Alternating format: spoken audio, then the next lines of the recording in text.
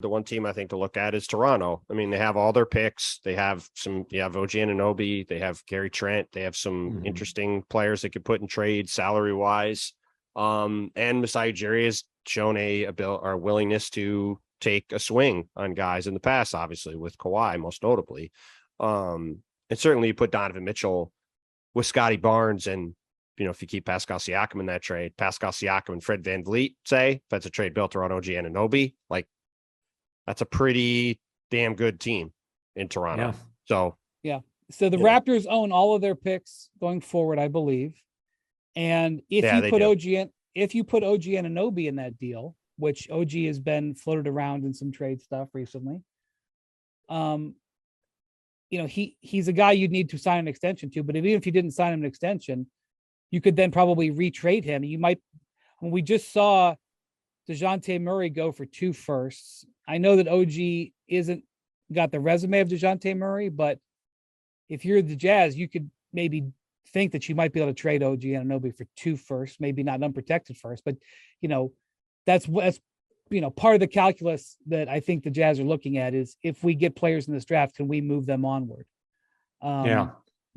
And I think what we've seen with the Jazz in the Gobert deal is they prioritize getting no money going forward, right?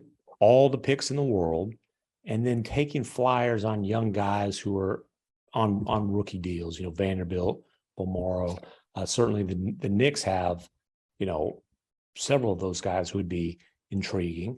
Again, Barrett would be, you have to pay him, and Anunoby, got to pay him. I'd say it's like Anunoby and Gary Trent. Gary Trent's already paid, but as you said, maybe they can turn around and flip those guys in that scenario.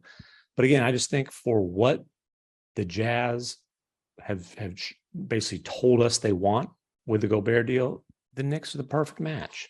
Yeah. Okay. So speaking of trading for young players, they traded for a young player this week in Talen Horton-Tucker, who is still only 21 years old. They do the Beverly deal. I think there will be a market if/when they decide to move Bojan Bogdanovic and Mike Conley and Malik Beasley. I think there will be multiple teams interested. I don't know how many teams were interested in Patrick Beverly, but the Lakers obviously were there. Bontemps got me on this a few weeks ago. Bontemps and I were talking about the market for THT, and I thought there would be some market for him. And Bontemps was pretty firm, saying no, there's no market for him. What THT shoot from 3-point range last season? 26.9%. What did he shoot the year before from 3-point range? 22 or something. 28.2%. Oh yeah.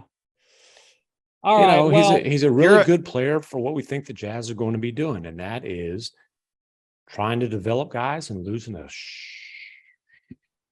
lot of games. Leap of games. Look, if you need the ball in your hands to be effective offensively, you have to be really damn good to be a effective NBA player at this point. Yeah. If that's your role. And Talen Horton-Tucker is an intriguing. Well, listen, he's an intriguing player. He's got, he's 6'4", he's super long. He's got potential as a good defensive player. But if you are not hitting shots and you have to be basically a ball handling point guard to be on the court, like, you got to be a really good player to make that role work. And obviously playing with LeBron, that was not going to work. So we'll see in Utah, presumably without Donovan Mitchell, like, he could have a pretty nice year for them. Like McMahon said, for what the Jazz are trying to do, I think it's a good swing for them to get him for Patrick Beverly and see if he can turn him into something. Thanks for watching ESPN on YouTube. For live streaming sports and premium content, subscribe to ESPN+.